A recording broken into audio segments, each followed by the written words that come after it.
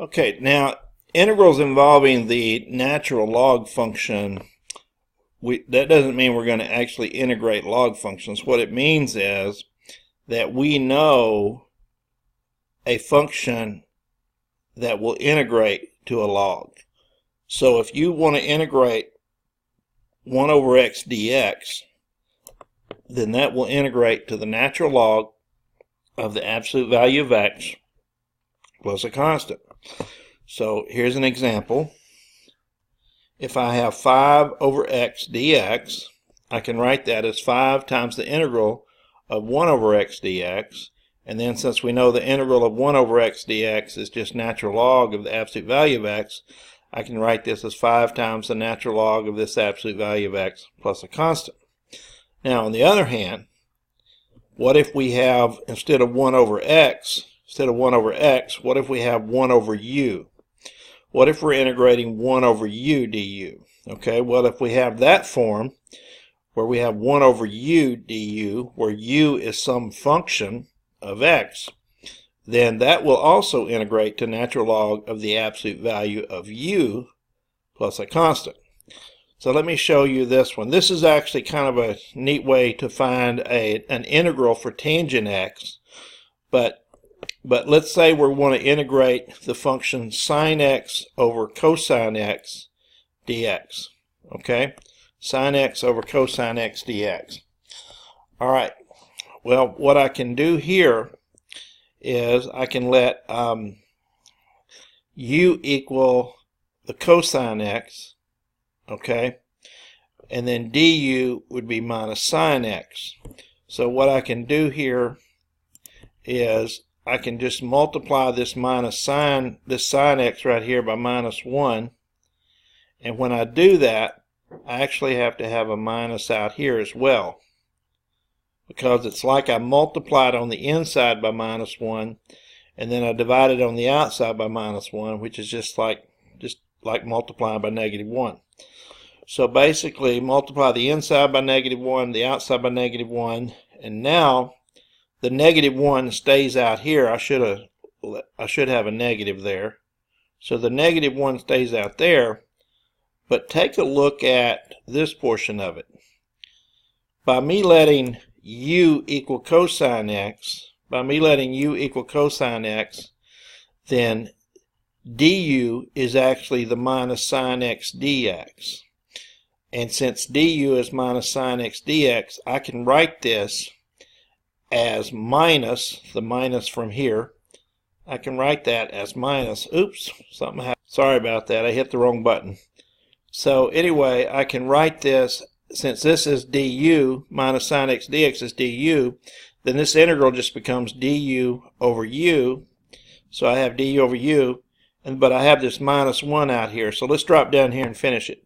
So if I have minus the integral du over u, by the way, du over u is the same as 1 over u du. These are both the same thing.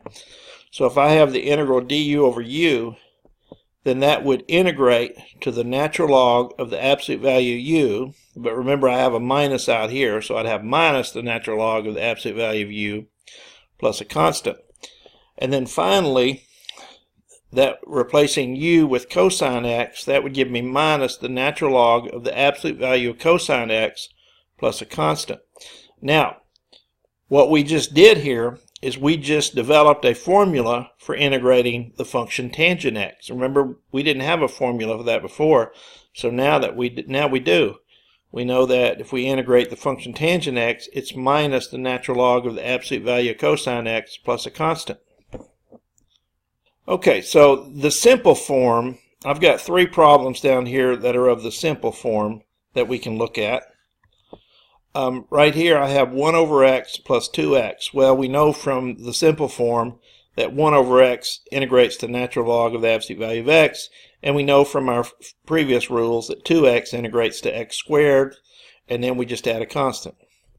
Okay, so now here I have 5 over x. Well, we saw up here that 5 over x integrates to 5 times natural log of the absolute value of x, and we know from our previous rules that x integrates to x squared over 2. So we get 5 natural log of the absolute value of x plus x squared over 2 plus constant for that integral. And then this one, I can actually break this up into two terms. So I can write this as 2 over x and then plus x squared over x. But x squared over x simplifies to x. So I end up with 2 over x plus x. And then when I integrate the 2 over x, I get 2 times the natural log of the absolute value of x. And when I integrate the x, just like before, I get x squared over 2.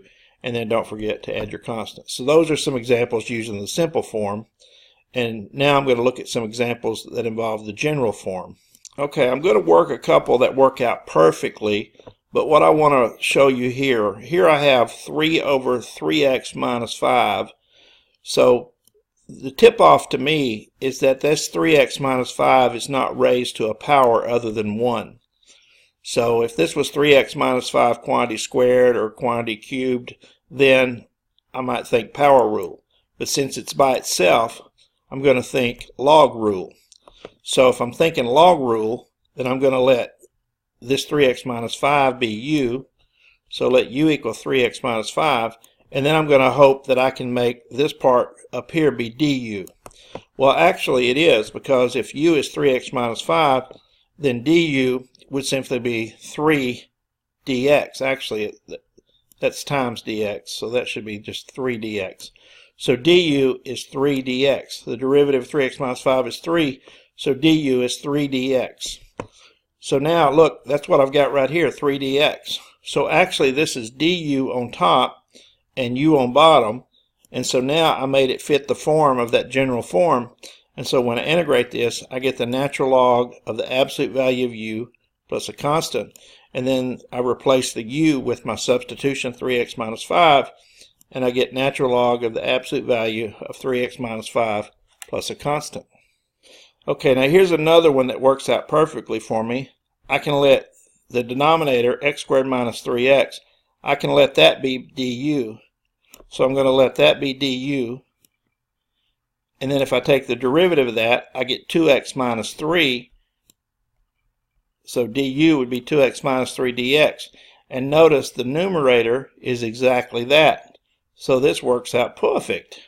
So I get 2x minus 3 dx, that's my du, and then in the bottom I have u, so I have a du over u, or 1 over u du, however you want to write it. So I end up with 1 over u du, and that integrates to the natural log of the absolute value of u plus a constant, and then you just replace u with x squared minus 3x. Whoops, that's supposed to be x squared minus 3x. Right there. Let me fix that for you. There you go. I left off the x here, but it should be the natural log of the absolute value of x squared minus 3x plus a constant. Sometimes I proof these videos as I do them, so I catch the little typos when I'm doing the videos. Okay, now look at this next problem here, and let's just highlight it for you. So I have x squared over x cubed minus 1 dx. So again, this denominator is not raised to a power, so I can just let u be x cubed minus 1, then du is 3x squared dx. Okay, well then the problem is this right here is not 3x squared dx, is it? This is just x squared dx. So I can use that little trick I told you in the last video. I can actually multiply the numerator by 3 as long as I multiply on the outside of the integral by a third. And so now this right here now is du. So now inside the integral I have the form du over u. And so now if I integrate du over u, I get natural log of the absolute value of u, and of course I have to multiply it by a third. And then add the constant. And then in the last step, go ahead and replace u with the x cubed minus 1. And you get 1/3 times the natural log of the absolute value of x cubed minus 1 plus a constant. Okay, this next one here looks a little tricky. Now at first you might think that you need to let the entire denominator be u to make this work, but if you do that, then the du is not going to work out for you. But what you can do is, here's what you do. Think about it written this way. So think about this written this way, where I have 1 over natural log of x times 1 over x dx. Okay? Well then, let's let u be natural log of x. So I did that here. And then du is equal to the 1 over x dx. So if I do that particular u substitution, then that'll make this work out. Because now this is nothing right here. This is 1 over u. 1 over natural log of x is just 1 over u. And the 1 over x times dx is just the du. So I have 1 over u times du. And I know that's going to be the natural log of the absolute value of u plus a constant. But now remember, u is another natural log. So what I have to do is replace u with natural log of x. And so what I get is natural log of the absolute value of the natural log plus a constant. And then this is remember a while ago when I showed you a formula for integrating tangent x dx? Well, here I can develop a formula for integrating cotangent x dx by using the formula that integrates to natural log. And let me show you how I can make that work. The way you make that work is you just write this as cosine x over sine x dx. And then if you let u equal sine x, then du is this cosine x dx. So actually cosine x dx is the du, and then sine x is the u. So this integrates to natural log of the absolute value of u, and I just skipped the u step and went ahead and replaced the u with sine x. So you get natural log of the absolute value of sine x plus a constant. Now when I integrated tangent x and cotangent x, what I did there probably didn't surprise you because you know your trig identities. But here, to get a formula for secant x dx, I'm going to have to do something that just kind of comes out of left field. I'm actually going to multiply that by secant x plus tangent x over secant x plus tangent x. And then when I distribute the secant x here, I get secant squared x plus secant x tangent x. And on the denominator, I actually get secant x plus tangent x. Okay, well now, let's let u be the denominator, secant x plus tangent x. And then du would actually be the derivative of secant squared x, which is what? What's the derivative of secant squared x? It's I'm sorry, I said that wrong. Then du would be the derivative of secant x plus tangent x. And what's the derivative of secant x? The derivative of secant x is secant x tangent x. And then what's the derivative of tangent x? It's secant squared x. So in other words, du would be secant x tangent x plus secant squared x dx. And that is exactly what I have in the numerator. See, if you put this all together right here, then all of that is just nothing but du. And since the denominator here was u, I get du over u in the integral. And then when you integrate that, you just get the natural log of the absolute value of u.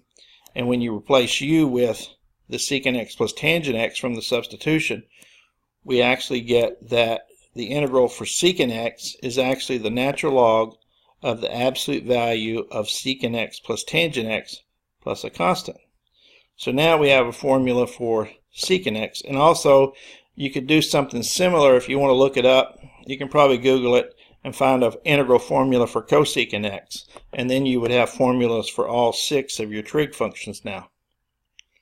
So this video focused on integrals that involved the natural log function, and so the next video is going to focus on integrals that involve the natural exponential function.